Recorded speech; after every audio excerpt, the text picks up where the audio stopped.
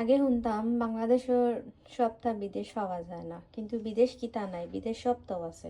বাংলাদেশের সবটাও বিদেশ পাওয়া যায়, কিন্তু বাংলাদেশের স্বাদটা হই বিদেশ পাওয়া যায়, সবটাও ফ্রোজেন পাওয়া যায়, হাজমা পাওয়া যায় না।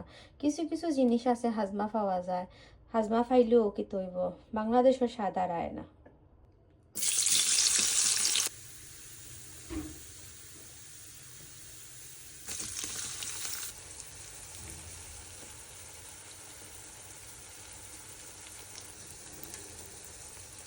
হলদি একটা যে করা হলদি কোনো বাটিত বা সাতবালা মেলা মাইনকা চিনি কটক যেসা বাটিত লইলে সানমো যে হলদি হয়